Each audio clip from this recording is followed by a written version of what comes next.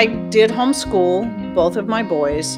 Ryan, my oldest, did go to public school for kindergarten. And that whole year that he was in kindergarten, I was really feeling more and more impressed to homeschool my kids. Now, at the time, it wasn't because I was really concerned about what was going on in the public school because there wasn't as much to worry about back then, or at least I didn't think.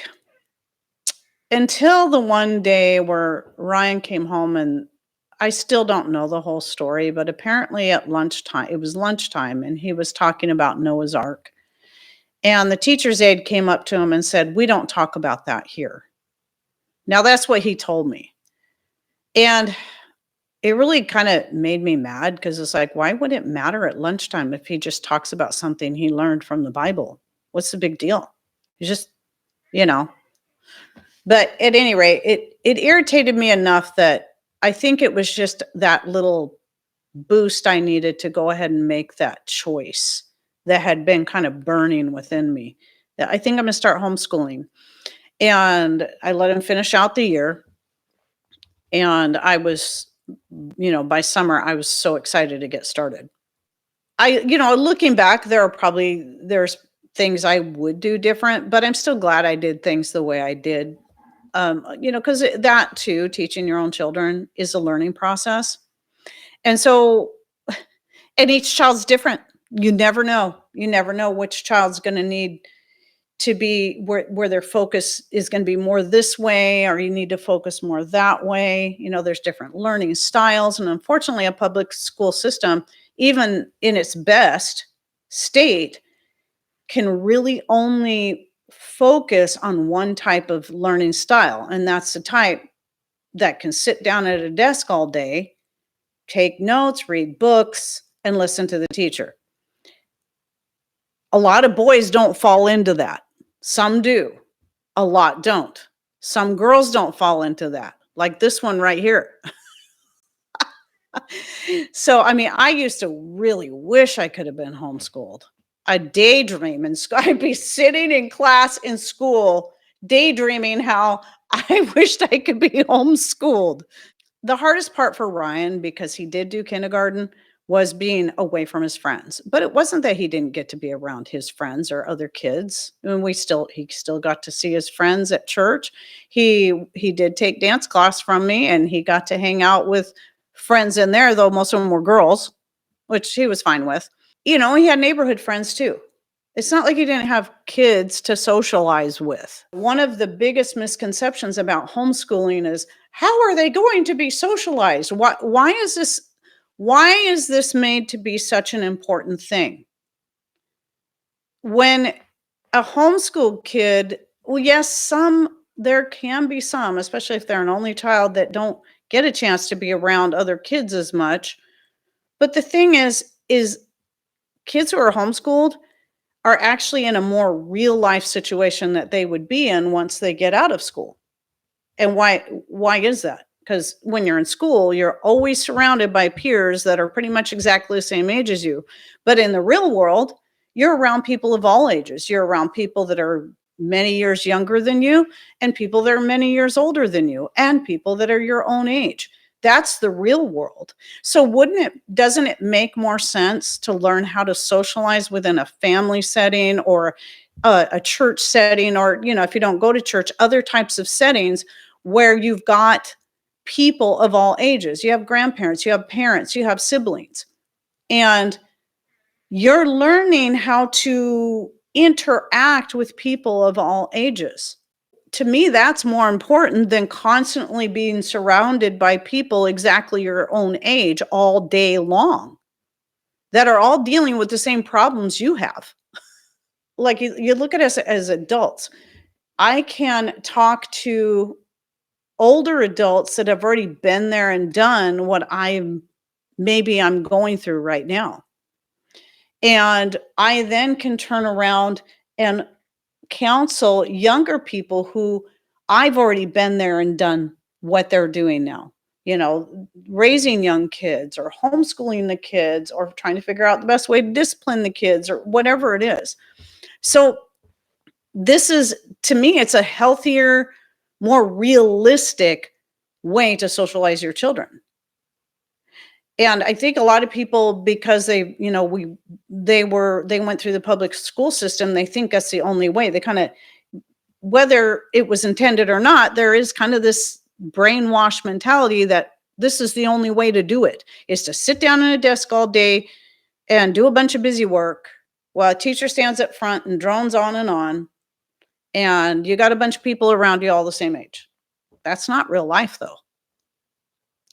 I mean, even the original, like, schools that were set up in the towns that were run by the people, not by the government, kids of all ages were in the same classroom, but they were given different types of assignments and work to do according to their level.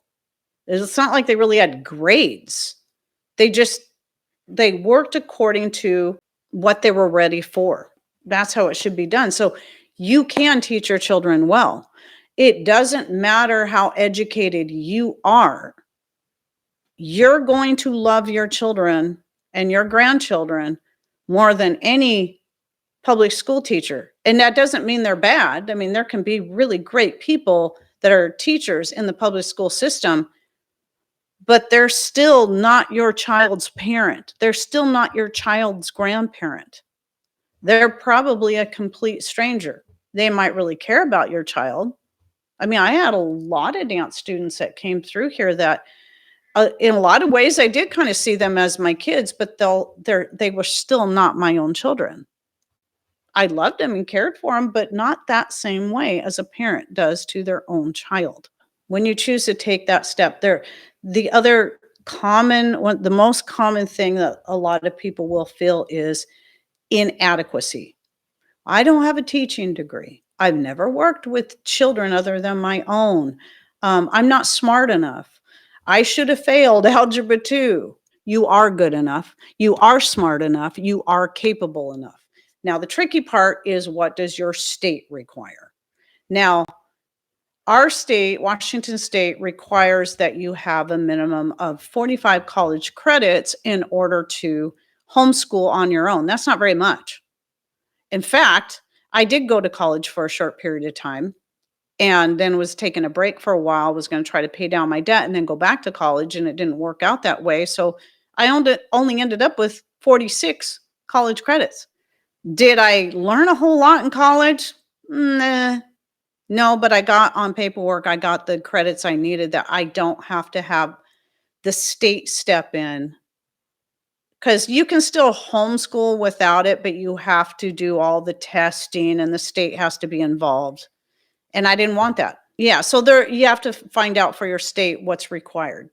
It's having the confidence to know you can do it, and remember that you will learn right along with your kids the things that you might have been weak in school.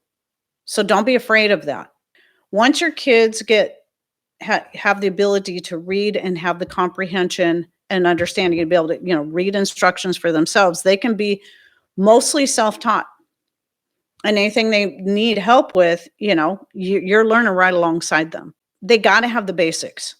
While history is important, all that kind of stuff is important, they got to at least have the basics. And that's the reading, the writing, the arithmetic. That's why they call them the 3 R's, even though they don't all start with R, obviously. Reading, writing, arithmetic. They know how to read. They can be self-taught. Obviously, writing is going to be an important part of that. And then knowing their math. These are the most important things. And then from there, they can take that and then they can expand out. Nature studies, science, a lot of that stuff you can do while you're going for walks. They might even have them carry a pad of paper and take notes or draw pictures of things that they see. A leaf, a salamander, a frog, a bird, a butterfly. These are all things that will help spur them naturally into wanting to learn more about these things. And it's more interactive than just sitting in a classroom and listening to a teacher drone on, which, again, if you're not one that has that type of learning style, that's not going to work. I think most children, even those who might do well sitting at a desk, can learn better with real life hands on experience, just like the whole trade school idea. Real life hands on learning. Oh, other things are like with math, showing them the importance of math and how it plays into every aspect of your life, no matter what you choose to be. If you choose to be a stay at home mom or a painter or whatever. So you start doing the basic things around the house. You have them help you in the kitchen. Doesn't matter if they're boys or girls. You have them help you in the kitchen. I'd have the boys help make special things. In fact, what I did for a few years, I would plan unit studies. And if you've never done a unit study or heard of it, it's where you pick a theme for the year or for a quarter, however you want to do it. And all of the topics that you try to fit under that theme. And it can be any theme you want, any theme the child wants. For me, I really liked the idea of picking themes that revolved around different cultures. I could print off a lot of pages like flags from different countries and have the kids color them in and take a little quiz that went with that. We'd do some of that stuff. But then I would also pick a traditional meal from a different culture, and then we would work on that together. We'd make that together in the kitchen. So here they are in the kitchen. They're doing a few things. They're learning a little bit about home ec and how to cook for themselves. They're learning about math because they're having to learn how to use fractions and add and subtract and all that. They're also learning about another culture. So they're getting some social studies in there at the same time. So one year we did, focused on Asian countries as a whole. One year it was all about Italy. Another year it was about, I did kind of a combination of Germany, Switzerland, and Austria, all in the same. And so they would, learn about what each of their flags look like and some different key things about those countries. But again, okay, let's go into the kitchen and make some meal that this country, is a common meal for this country. And that was a really enjoyable way to go about it. Another way that they can learn how to, basic math skills and also learn how to shop and compare prices at the same time. So if you're going into the grocery store, you take your kids in there and you show them, okay, so you see this big container here and this big container here. So let's do the math.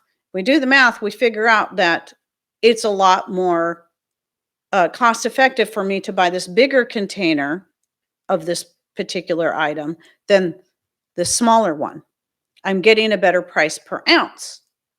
But you don't want to always assume the bigger container is always going to be the better price, because maybe the smaller one's on sale. And when you do the math, you'll find out it actually is less per ounce. So those are the kind of things I'm talking about. So you go in the store, you're showing them these things, you're teaching them things, you have them figure out which one do you think is going to be the better value. And so they're helping you shop while they're also learning a little bit about math and how to do price comparisons. This is a good question. How long a day would you recommend doing schooling, and would it be daily or broken up? That's one of those things that's going to be, this is what makes homeschooling so beautiful. Another one of those things is that it's all going to depend on you and your child. You can tailor it to suit them, because depending on their age, their ability to grasp things, that comprehension, that's going to have a lot of say. Oh, and their state of being self-taught, that's going to have a lot of say on how long it's going to take. When they're really young, I say an hour tops is all you need per day. When they're preschool, kindergarten, maybe even first grade, that's as far as the book work, the learning their letters and numbers, learning their math, start learning how to read, where everything else can be learned in the daily stuff that they do. You're teaching them how to do chores. So we taught our kids at the age of 3 to start making their beds. They can do it. Will they do a perfect job? Will the drill sergeant be able to come in and bounce a quarter off their bed? Probably not. but they're going to learn. They're going to learn the importance of taking care of what they have, picking up their toys and putting them away in their proper location, because when we keep things organized, we don't have to stress out and cry when we can't find what we're looking for, because we put it away where it belongs. See, this is a life lesson.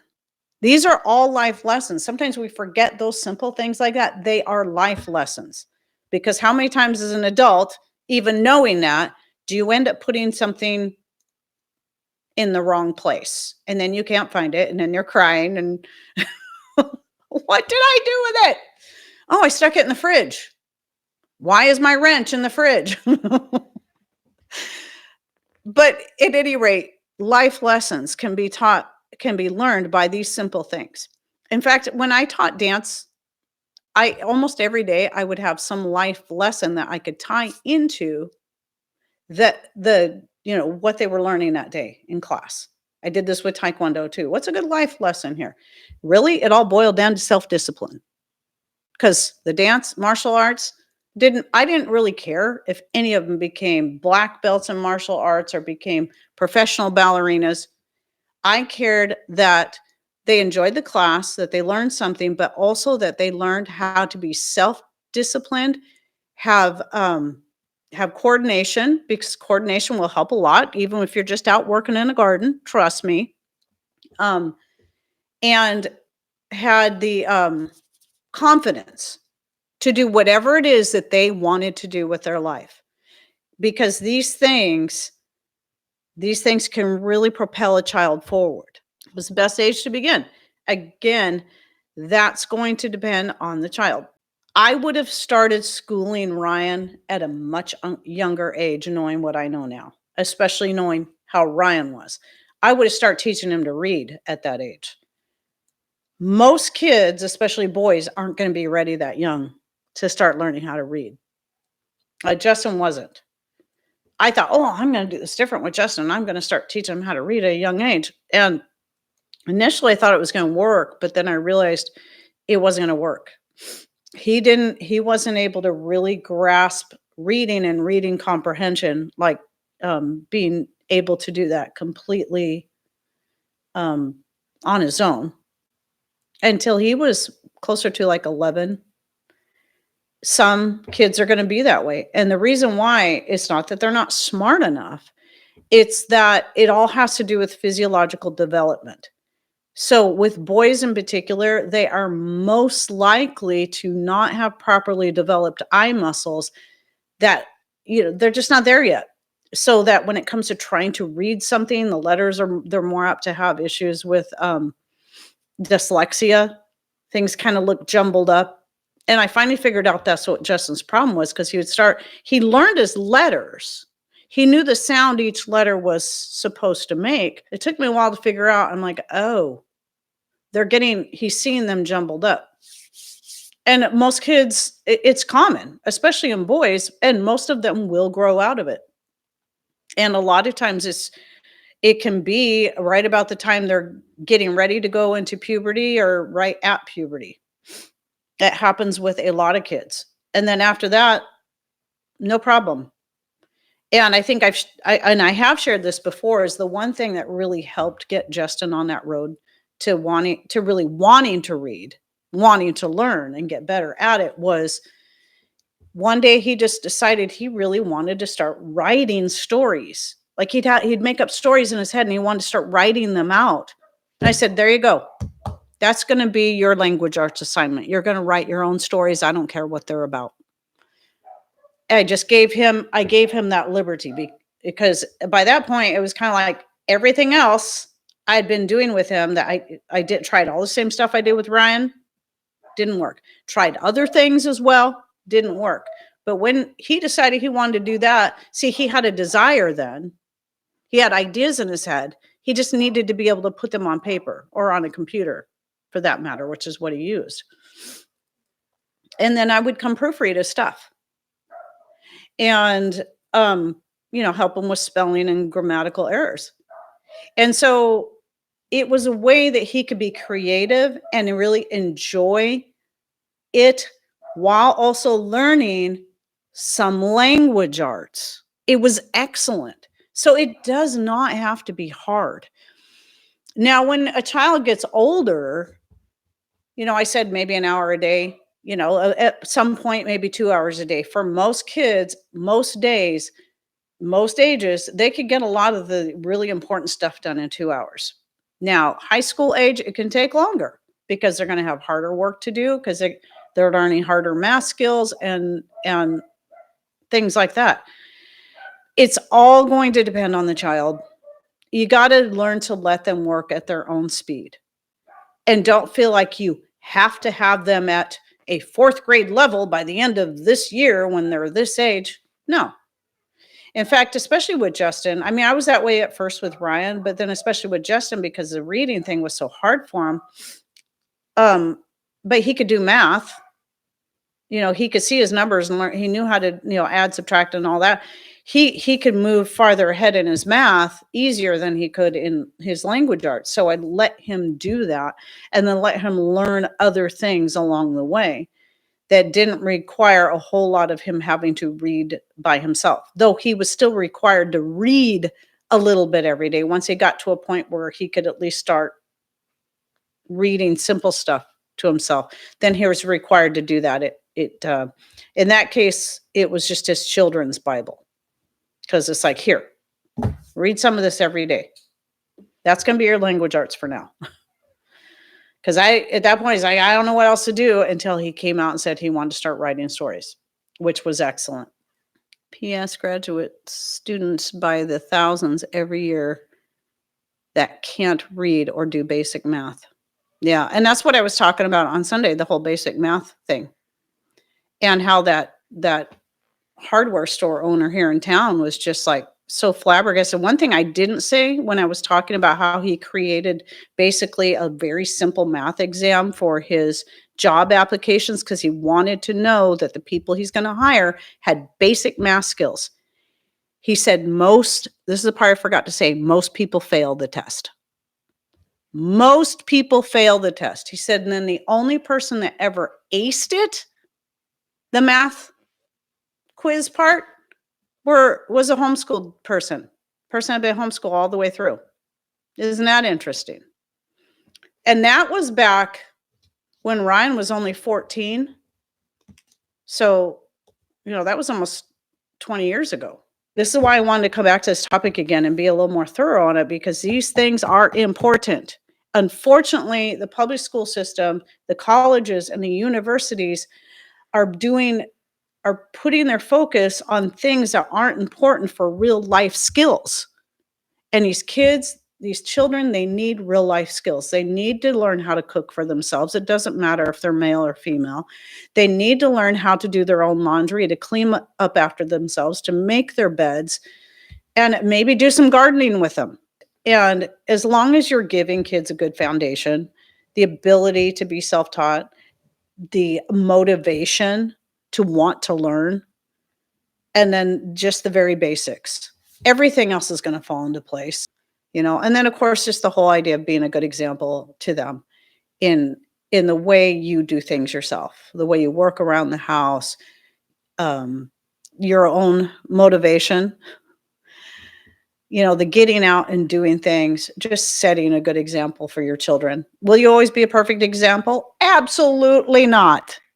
Why? Because you're human. And, here's another story, was that I was not the most patient person. Homeschooling taught me a lot about being patient, but especially with my oldest child, because he was the one that was so literal about everything. And so he wanted to argue about everything. Like when we're doing English or, language arts assignments that might have been in the book and they were just dumb. Sometimes I'd have them do something different because I'm like, yeah, that is dumb. Do a different one. Write a different kind of story. But the other thing was just some of the rules of English in particular, how we have all these dumb rules and then we break all these dumb rules. And he would get so mad, and then his anger would get me mad. And finally one day I had to tell him, I said, you know what, Ryan, I'm really trying to be a good and patient mom. I'm really trying, but I'm failing. But I want you to know I'm trying. I want to be better. But what I need for you to help me with this. And you know how it will really help me is if you don't behave this way or that way, whatever the thing was. And we can work together on this. And, and just sitting down and talking to him like that, even though he was quite young, it made a huge difference. I'm not saying we still didn't have bad days from time to time, but it made a huge difference in our interaction when it came to me working with him as his teacher and his mother. And then him trying to learn all these rules about language arts or about math or whatever.